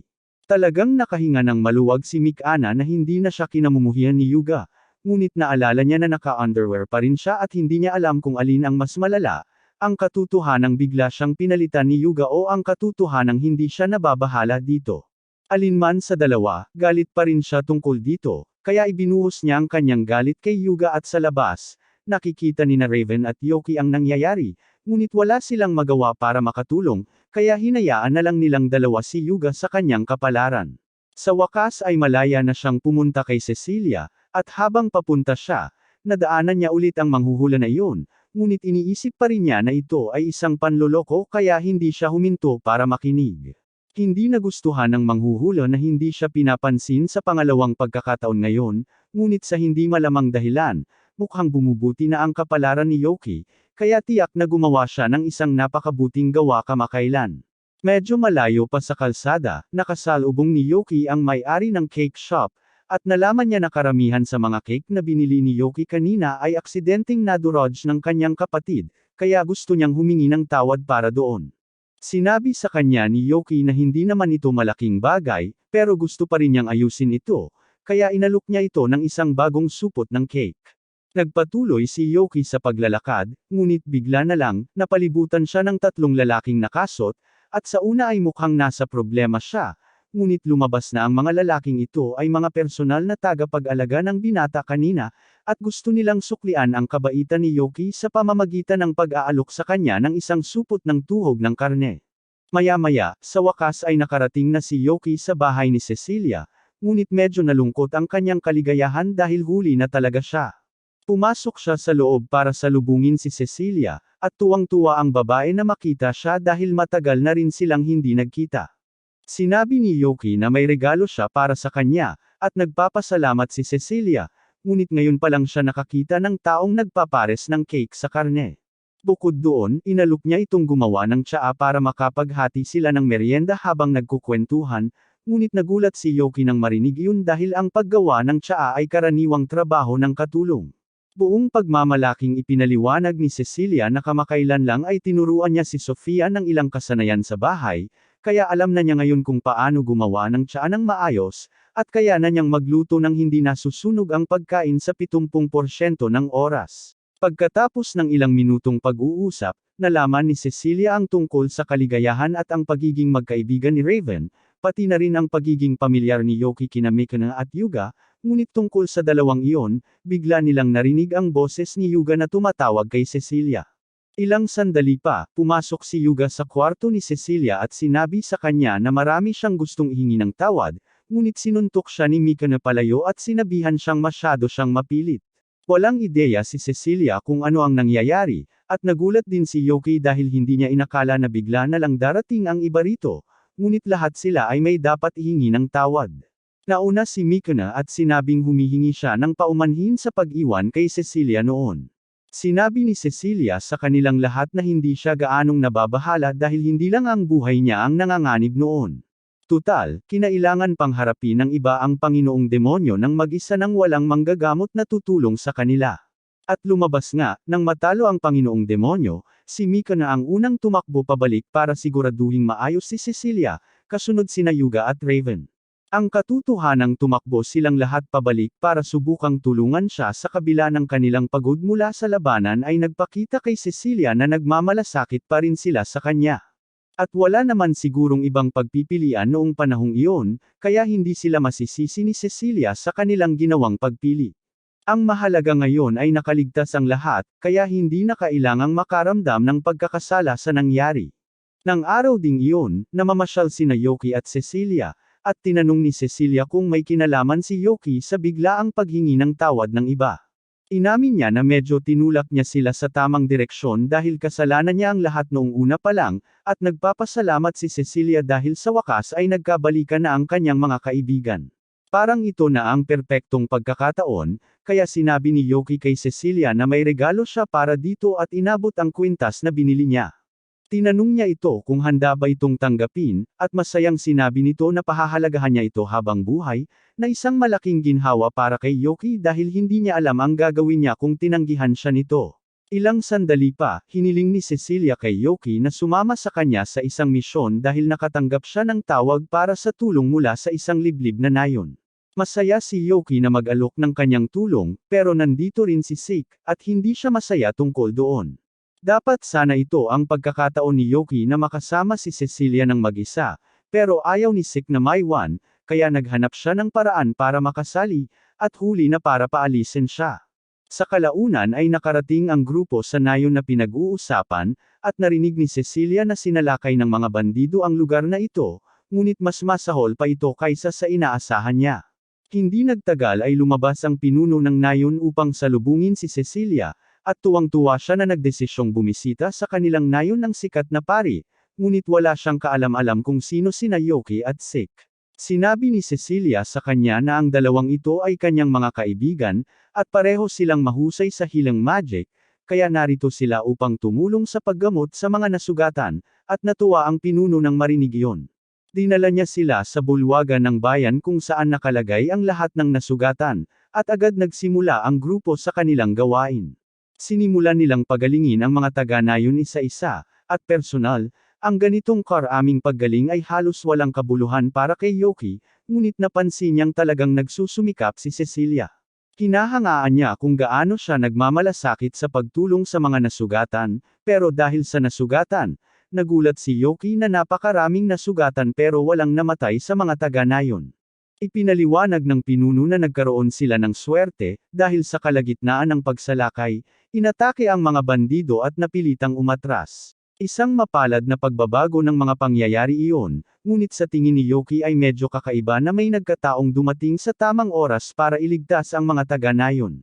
Sa sandaling iyon, tumingin si Yoki kay Cecilia, at napagtanto niya na baka masyado nang pinipilit nito ang sarili, kaya lumapit siya at hiniling sa kanyang magpahinga. Gayunpaman, tumangging makinig si Cecilia sa kanya dahil gusto pa rin niyang tumulong sa mga tao, kaya napilitan si Yoki na kumilos ng mag-isa at binigyan siya ng spell na magpapahinto sa kanya. Napagtanto niya na maaaring magmukhang masama ang pagpapatamba ng isang random na lalaki sa isang pari, ngunit sinisiguro niya sa lahat na natutulog lang ito, at gusto lang niyang magpahinga siya. Ilang sandali pa, sa wakas ay nagising si Cecilia mula sa kanyang hindi sinasadyang pagtulog, at galit na galit siya kay Yoki dahil sa paggamit ng spell ng pagtulog sa kanya nang walang babala. Humihingi ng paumanhin si Yoki, pero sinabi niyang wala siyang pagpipilian, dahil sa bilis ng pagpupersage ni Cecilia, malamang na mahimatay ito sa pagkaubos ng mana kung hindi siya gumawa ng paraan. Kinikilala ni Cecilia na baka medyo pinipilit niya ang sarili niya, kaya naiintindihan niya kung bakit nag-alala si Yoki sa kanya, pero gusto pa rin niyang mangako ito na hindi na muling gagamit ng mahika sa kanya nang walang pahintulot. Nangako si Yoki, at kung nag-aalala pa rin siya tungkol sa paggamot sa mga taga-nayon, sinabi niya sa kanya na makakapagpahinga siya dahil tapos na silang alagaan ni Sik. Talagang natuwa si Cecilia nang marinig iyon at taos-pusong nagpasalamat sa kanya, ngunit sa sandaling iyon, pumasok ang pinuno ng nayon upang tingnan ang kalagayan. Natutuwa siyang makitang gumagaling na si Cecilia, at ayaw niyang humiling pa ng mas marami mula rito. Pero may isang maliit na batang babae na nakatira sa labas ng bayan, at umaasa siya na maaaring tingnan ng grupo ang batang ito. Tinanong nila kung inatake rin ng mga bandido ang dalagita, pero salamat naman, hindi iyon ang nangyari. Ligtas na ligtas siya, pero mahina at sakiti na siya mula pa noong ipanganak, kaya umaasa siyang baka matulungan ni Cecilia siyang maging malusog. Handang sumubok si Cecilia, kaya humiling siya sa pinuno na bigyan sila ng direksyon papunta sa bahay ng dalagita, at ilang minuto lang ang lumipas, sa wakas ay nakilala na nila si Teal. Nagulat si Teal nang biglang pumasok ang isang grupo ng mga estranghero sa kanyang bahay, pero sinigurado ni Cecilia na walang dapat ikabahala dahil ang pinuno ng nayon ang nagpadala sa kanila rito. Mukhang may itatanong si Teal, pero bigla na lang siyang inatake ng malaking ubo. At nakita ng lahat na hindi nagbibiro ang hepe nang sabihin niyang talagang may sakit si Teal. Lumapit si Cecilia sa kanya para mag-alok ng espesyal na gamot na ginawa niya para makatulong, at sa una, Medyo nag-alinlangan si Till na tanggapin ang misteryosong juice mula sa isang random na estranghero, pero sinigurado ni Yoki sa kanya na alam ni Cecilia ang ginagawa niya, kaya perpektong ligtas ang gamot na yon. Pinaniwalaan siya ni Till at ininom ang buong bote, at ikinagulat niya, medyo gumanda na ang pakiramdam ng kanyang lalamunan ngayon. Talagang nagpapasalamat siya at sigurado siyang ang grupong darating dito ay isang biyaya mula sa Diyos ng mga tagapangalaga. Pero walang ideya si Yoki kung ano yon. Ipinaliwanag ni Till na ang Diyos ng tagapangalaga ay ang estatwa ng Diyos sa labas ng bayan. Ipinaliwanag niya na sa araw ng pag-atake ng mga bandido, pabalik siya sa nayon pagkatapos mag-iwan ng handog sa estatwa, ngunit bigla siyang nakaramdam ng antok at nawala ng malay sa kagubatan. Kaya naman nagawa niyang maiwasan ang masaktan ng mga bandido, at sigurado siyang ang Diyos ang nagpoprotekta sa kanya. Sinabi ni Cecilia na maaaring nagkataon lang, pero lubos na sigurado si Till sa proteksyon ng tagapangalaga. Sa huli, noong 7 taong gulang siya, napaligiran siya ng mga lobo isang gabi, at tiyak na namatay na siya, ngunit sa huling segundo, dumating ang Diyos ng tagapagtanggol upang iligtas siya gamit ang itim na kidlat, at mula noon, pinuprotektahan na siya nito. Walang nakikitang kakaiba si Till dito, pero ang mahikang pampatulog at itim na kidlat ay parang ginagamit ng demonyo, kaya medyo nagdududa sina Yoki at Cecilia. Sinumpa ni Till na hindi naman kainahinala ang kanyang Diyos, at inalok pa niya silang dalhin sa kanya para lang patunayan ito. Gayunpaman, kapag ipinakita niya ito sa kanila, ibig sabihin, nako, malinaw na estatwa iyan ng demonyo.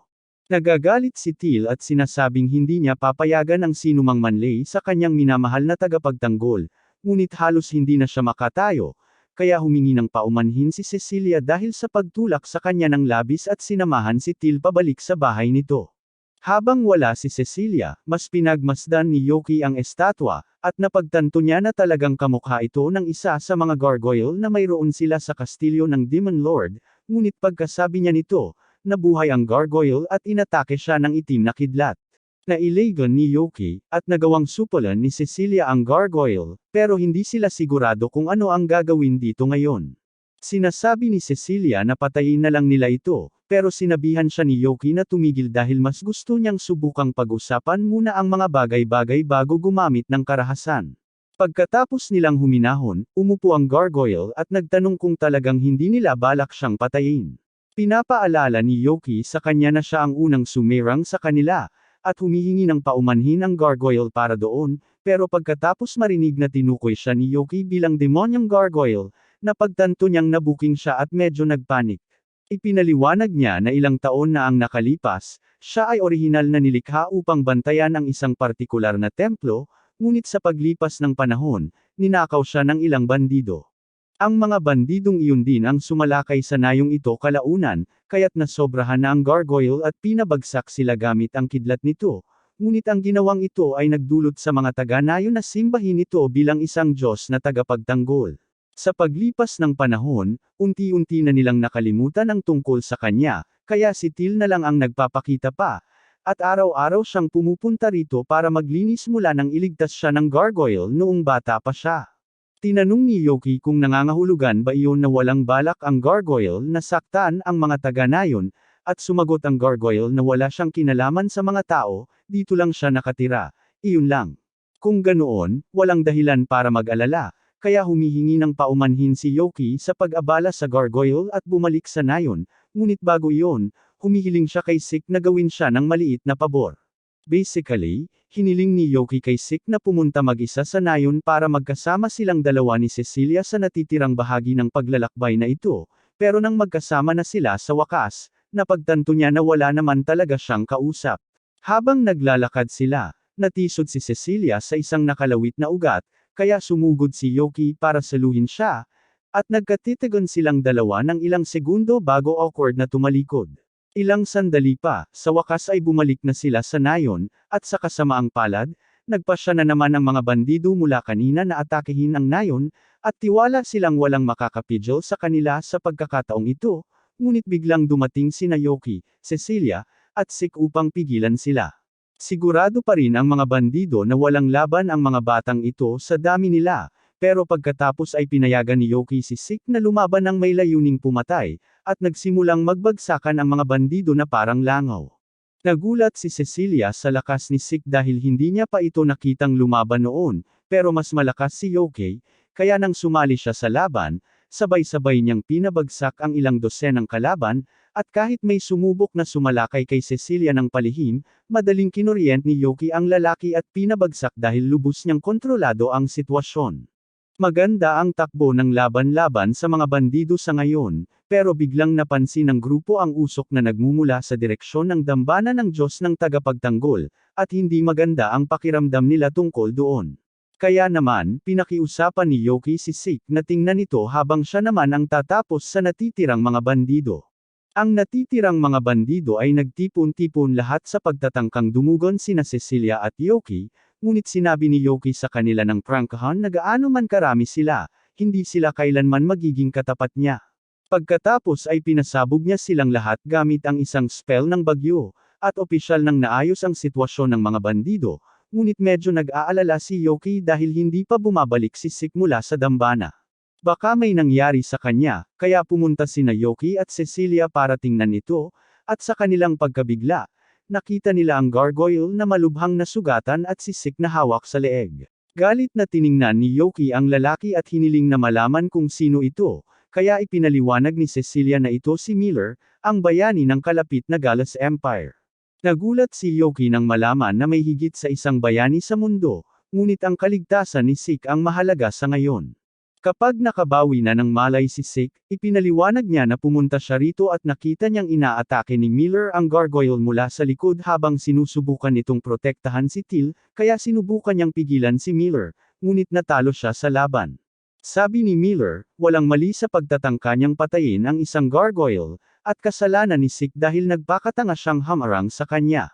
Pagkatapos ay nagsimula siyang maglakad pabalik sa gargoyle para tapusin ito, ngunit sinabi ni Yoki sa kanya na tumigil at sinubukang kausapin siya para huwag gawin ito sa pamamagitan ng pagpapaliwanag na ang gargoyle ay hindi naman nagdudulot ng anumang pinsala. Gayunpaman, walang pakialam si Miller kung walang panganib ang gargoyle o hindi, at kung susubukan siyang pigilan ni Yoki, babarilan din niya ito.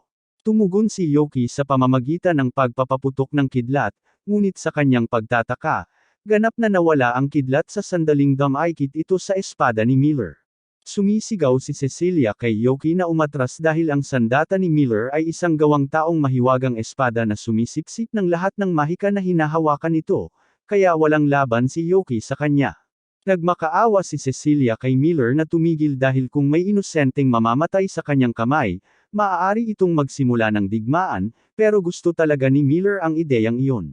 Isa sa mga paborito niyang libangan ay ang pagpatay ng mga tao, kaya kung magsisimula ang digmaan, papayagan siyang pumatay ng kahit gaano karaming tao ang gusto niya. Malinaw na isang psychopath ang lalaking ito, kaya walang paraan na papayagan ni Yoki siyang makalaya pagkatapos nito.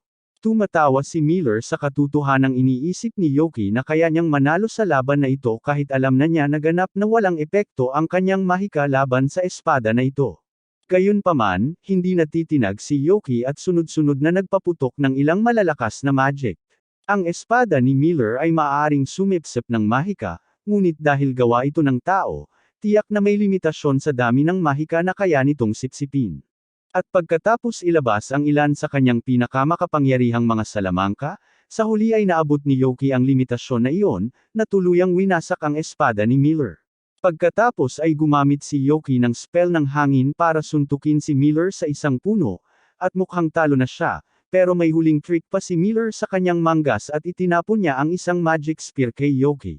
Hindi kailanman gagana ang ganyang lansihin kay Yoki, kaya madali niya itong naiwasan, pero nagkataong nasa likod niya lang ang gargoyle. Papunta mismo sa kanya ang sibat, pero sa huling segundo, biglang tumalon si Till sa harap niya at tinamaan ang sibat sa dibdib. Hindi iyon ang inaasahan ni Miller, pero nakakatawa pa rin talaga sa kanya na isasakripisyo ng batang babae ang sarili niya para iligtas ang isang demonyo. Bumalik si Yoki kay Miller at sinabing hindi siya makakaligtas sa ginagawa nito, pero mayroon ng nakahandang plano sa pagtakas si Miller at nagpaputok ng maraming palaso sa mga kaibigan ni Yoki, na nagtulak sa kanya na gumawa ng kalasag para protektahan sila. At sa panahong ito, nagawa ni Miller na makalusot sa gubat. Sinisisi ni Yoki ang sarili niya sa pagpayag kay Miller na makatakas dahil masyado siyang umasa sa kanyang mahika, at ang lahat ng galit na bumubuo sa loob niya ang nagiging sanhi ng paglabas ng kanyang tunay na anyo bilang demonyo. Ito ay isang pormang hindi pa nakikita ni Cecilia noon, kaya nag-aalala siya na baka nawalan ng kontrol si Yoki. Pero sa ngayon, isa lang ang nasa isip ni Yoki, at yun ay ang bugbugin si Miller. Tumilipad siya sa hangin para simulan ang pagsubaybay kay Miller, at sa sandaling makita niya ito, pinako niya ang ulo nito sa lupa at sinipa-sipa ito sa daan-daang puno. Hindi makapaniwala si Miller na may demonyong kasing lakas pa rin kahit natalo na ang demonyong Panginoon, pero isang segundo lang ang lumipas, lumitaw si Yoki sa likod niya para ipagpatuloy ang pagpalo. Sinusubukan ni Miller na lumaban, ngunit madaling naagon ni Yoki ang kanyang armas at pinatumba siya sa tuhod bago siya hinayla sa hangin sa pamamagitan ng kanyang leeg. Ngayon, kaya niyang patayin si Miller dito at ngayon, pero alam niyang hindi iyon ang gusto ni Cecilia na gawin niya, kaya sa halip, binagsak na lang niya si Miller at hinayaan itong sumubok sa tubig. Sa kalaunan ay bumalik si Yoki sa bahay ni Teal, kung saan nakita niya si Cecilia na naghihintay sa kanya. Nagtanong siya kung kumusta na ang iba, kaya sinabi niya sa kanya na nagawa niyang pagalingin si Teal at si Sake, kaya pareho silang nakaligtas, at tuwang-tuwa siya na nakabalik si Yoki ng buo. Inanyayahan ni Cecilia si Teal na magtrabaho bilang katulong sa kanyang tahanan, upang magkaroon siya ng matutuluyan, at sa kasalukuyan, parehong tinawag sina Cecilia at Yoki sa kastilyo para sa isang mahalagang bagay. Habang lumuhad si Yoki sa harap ng hari, medyo kinakabahan siya, dahil nag-aalala siya na baka ang hari na ito ay kasing yabang ng Demon King, ngunit sa kanyang gulat, ang hari pala ay isang kalmadong tao. Hindi siya mahilig sa formalidad, kaya't direkta siyang nagpunta sa punto at ipinaliwanag na narinig niya kung paano pinalayas ni na Cecilia at Yoki ang bayani na si Miller, at ang mga bandido na umatake sa nayo ng dagas, kaya gusto niyang bigyan sila ng gantimpala para sa kanilang mga pagsisikap. Sinabi ni Cecilia sa hari na ayaw niya ng gantimpala, na inaasahan na niya mula sa isang santo, kaya't lumingon siya kay Yoki at tinanong kung may gusto siya. Sinabi ni Yoki sa hari na mayroon siyang malaking pagnanais, ngunit sinabi niya na ito ay isang bagay na kahit isang hari tulad niya ay hindi kayang ibigay. Naging mausisa ang hari dito, dahil hindi naman marami ang mga bagay na hindi niya makakamit, kaya tinanong niya si Yoki kung ano ang kanyang nais, at bigla ang sinabi ni Yoki na gusto niyang makuha ang pagmamahal ni Cecilia. Hindi niya talaga ito pinag-isipan bago ito sabihin ng malakas dahil talagang nahihiya na si Cecilia ngayon. Pagkalipas ng kaunti, bumalik sila sa bahay ni Cecilia, at sinisigawan niya si Yoki dahil pinahiya siya nito sa harap ng hari.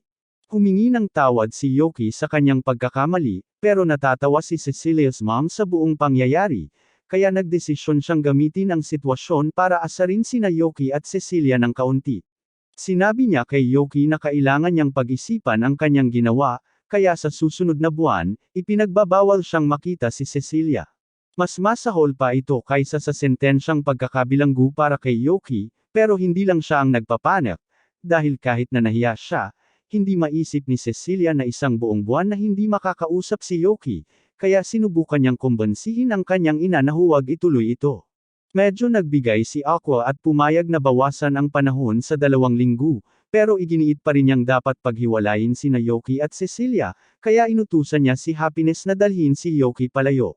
Sumunod si Happiness at sinimulang hilahin si Yoki palayo, pero habang naglalakad sila sa mga pasilyo, nakita nila si Sik na nakaupo sa hardin mag-isa, at mukhang labis na malungkot. Yoki ay nag-aakalang ito ay may kinalaman sa nangyari kay Miller at sa katotohanang hindi na ipagtanggol ni Sik si Teal o ang gargoyle, ngunit wala siyang ideya kung paano siya pasayahin, kaya umuwi na lang siya sa ngayon. Doon, nakita niya si Teal na nag-aalaga sa gargoyle, at ang dahilan kung bakit nandito ang gargoyle ay dahil hindi pinayagan ni Cecilia ang kanyang ina na dalhin ito ni Teal sa mansyon. Sinabi ni Happiness kay Teal na kailangan niyang bumalik sa mansyon at magtrabaho muli, kaya naghahanda silang umalis, pero medyo nag-aalala si Gar na baka pinipilit niya ang sarili niya ng labis dahil sa kanyang kondisyon. Pagkatapos umalis ng iba, humiga si Yoki sa kanyang kama at iniisip kung ano ang gagawin niya ngayon na hindi na siya makakapag-usap kay Cecilia. Kadalasan, ginugugol niya ang karamihan ng kanyang mga araw sa bahay ni Cecilia, kaya kailangan niyang maghanap ng ibang gagawin sa lahat ng libreng oras na ito, kaya't pumunta siya sa guild sa unang pagkakataon kinabukasan at humiling na bigyan siya ng maraming trabaho hanggat maaari upang hindi siya mainip. Mga kalahating buwan ang lumipas, nakita namin si Cecilia sa bahay, at ang buong hindi pag-uusap kay Yoki ay talagang bumabagabag sa kanya dahil madalas pa rin siyang gumagawa ng mga tasa ng tsaa para sa kanya nang hindi niya namamalayan, kahit na wala siya rito. Ang kanyang ina ay nasisiyahan sa bawat sandali ng panunood kay Cecilia na namimiss si Yoki, kaya't sinamantala niya ang pagkakataon at nagsimula siyang mang-asar, tinatanong kung para kanino ang pangalawang tasa ng tsaa. Nahiya si Cecilia at nagsinungaling na ginawa niya ang tasa dahil inaasahan niyang darating ang kanyang ina, pero alam nilang lahat na hindi iyon totoo. Binanggit ni Aqua na malapit na ang katapusan ng 2 linggong takdang panahon, kaya papayagan na muling bumisita si Yoki sa lalong madaling panahon, at tapat siyang medyo nagtataka kung ano ang ginagawa ni Yoki para mapaglibangan ang sarili. Kakauwi lang ni Yoki mula sa isang magdamagang pag-aaral para matapos ang lahat ng kanyang mga misyon. Tinanong siya ni Gar kung bakit siya masaya, pero excited lang si Yoki dahil makikita na niya ulit si Cecilia sa lalong madaling panahon. Masaya si Gar para sa kanya, pero sinasabi niyang may seryoso siyang bagay na kailangan pag-usapan nila. Pagkatapos, bumalik si Gar sa kanyang orihinal na anyong gargoyle, at sa estado na ito, malinaw na nakikita ni Yoki na nagkakahiwa-hiwalay ang katawan ni Gar.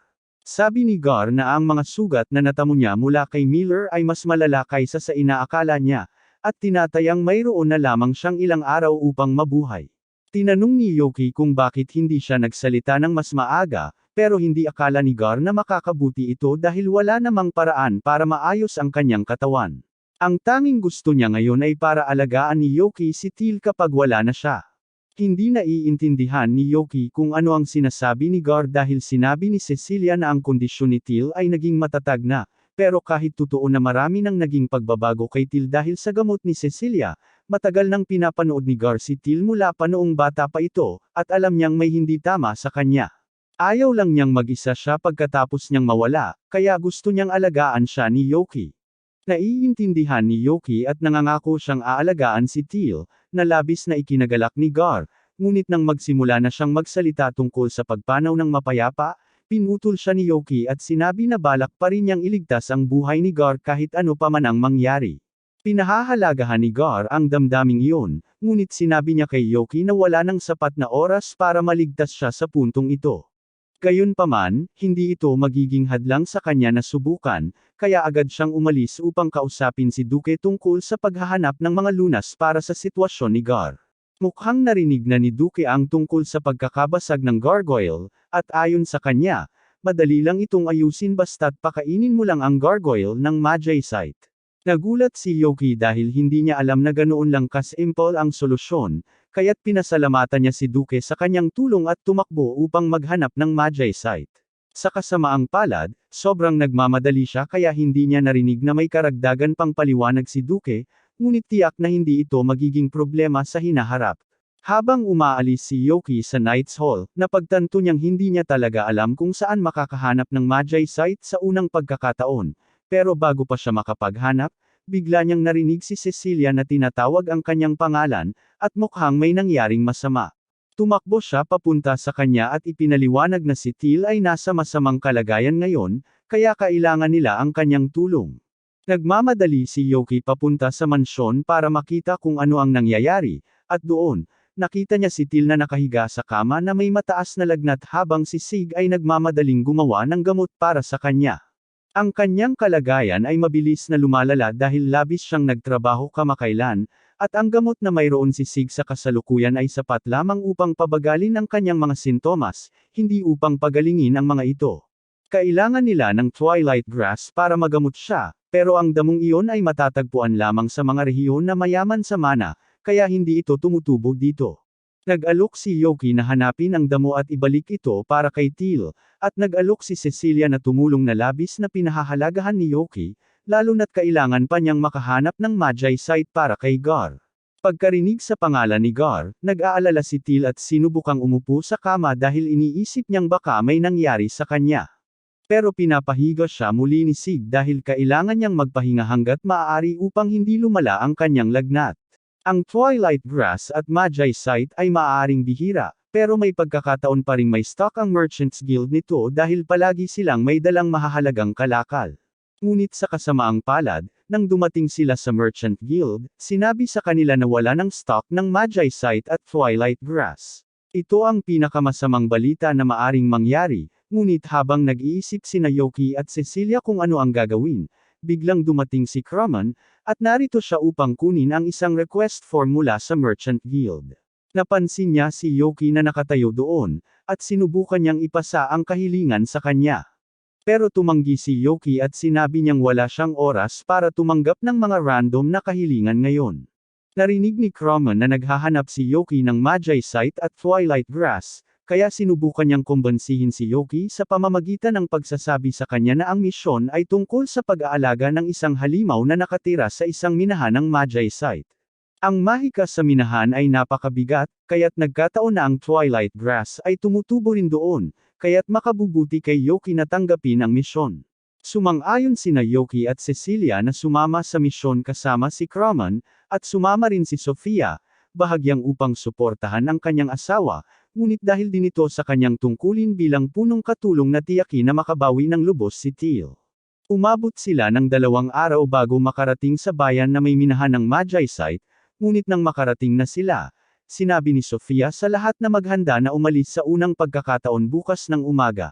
Medyo nalilito si Yoki dahil akala niya agad silang pupunta sa minahan, pero sinabi sa kanya na hindi nila iyon magagawa dahil ang mga halimaw ay kadalasang aktibo sa gabi, at ang hinahanap nila ay lalo pang mapanganib. Ito ay isang kumakain ng bato na nagbago matapos kumain ng maraming Magi Site. Ito ay labis na lumalaban sa mga atake ng mahika, at sinasabi sa kahilingan na kailangan nilang dalhin ang balat nito pabalik sa isang piraso, kaya ang pinakamahusay na opsyon para harapin ito ay pigilin ito bago patayin. Kinabukasan, handa na ang lahat na simulan ang kanilang misyon, ngunit nagulat sina Yoki at Cecilia nang malaman nilang balak ni Sofia na makipaglaban na suot ang kanyang unipormeng pang-mayordoma. Sabi ni Sofia na walang dahilan para mag-alala dahil okay lang sa kanya na makipaglaban sa kanyang kasuotan bilang katulong, pero ang pangunahing dahilan kung bakit niya ito suot ay dahil gusto niya na mukhang cute ito sa kanya. Habang papasok sila sa minahan, agad nilang nakita ang Rock Eater na kumakain ng maraming Magi Site, at nang mapansin sila nito, nagsimula itong maghagis ng mga bato sa kanilang direksyon.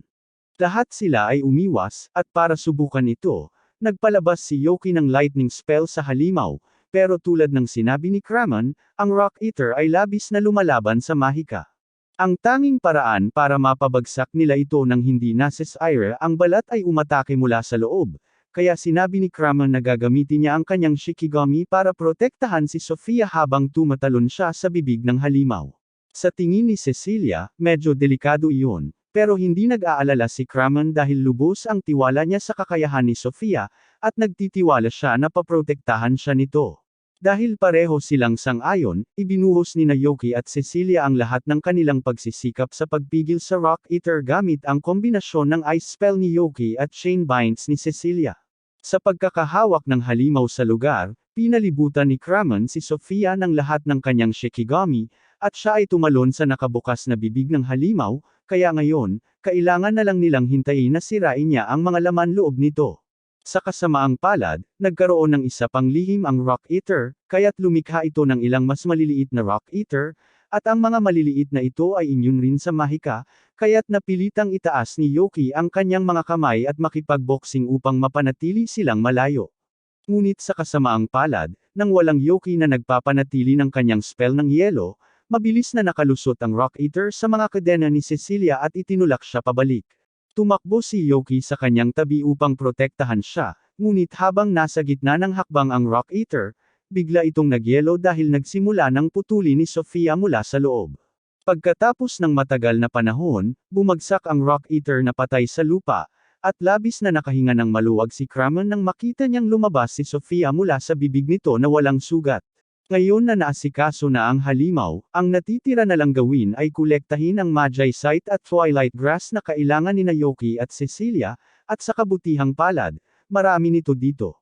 Matapos makuha ang dami ng kailangan nila, umalis ang grupo sa kuweba, at handa na si Yoki na umuwi para kunin ang gamot para kay Teal at Gar, pero sinabi ni Kramen na hindi sila makakaalis ngayon dahil hindi ligtas maglakbay sa gabi sa lugar na ito.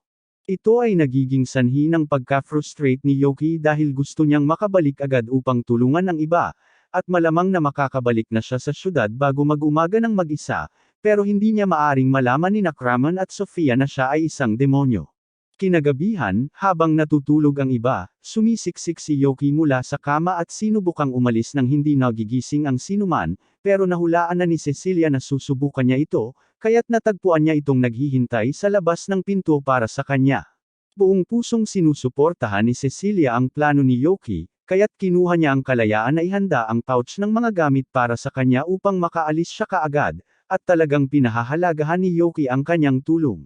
Kaagad pagkatapos noon, umalis si Yoki patungo sa madilim na kalangitan, at ilang oras ang lumipas, dumating siya sa lungsod upang dalhin ang gamot. Nakita niya si Gar sa mesa tulad ng dati, pero tila talagang walang reaksyon, kaya nagsimula siyang mag-alala na baka huli na ang lahat para iligtas siya. Sinimulan niyang kalugon si Gar ng marahas at tinanong kung okay lang ba talaga sa kanya na iwan si Teal mag-isa sa mundong ito, at ang marinig ang pangalan ni Teal ay sapat na upang magising si Gar. Tinanong niya kung okay lang si Teal, at sinabi ni Yoki na magiging maayos siya dahil ibinigay na niya ang Twilight Grass kay Sik, kaya ang natitira na lang ay pakainin si Gar ng Magicite at ayusin din siya. Habang abala si Yoki sa paglalagay ng Magicite sa mukha ni Gar, napansin niya ang isang pangil na nahalo sa mga bato, ngunit bago niya ito matukoy, biglang kumikislap si Gar, at ilang sandali pagkatapos, siya ay ganap ng gumaling. Ang unang ginawa ni Gar pagkatapos gumaling ay nagmadali siyang pumunta sa tabi ni Teal upang tingnan siya at ipaalam sa kanya na magiging maayos din siya. Naantig si Yoki sa muling pagkikita, pero mayroon pa siyang mahabang gabi ng paglipad dahil kailangan niyang makabalik sa nayon ng pagmimina bago magsimulang magduda ang iba, at pagkatapos magpuyat ng magdamag, nahulog siya sa pagkakatulog sa mga hita ni Cecilia habang nasa biyahe pa uwi sa karwahe, na hindi naman niya alintana.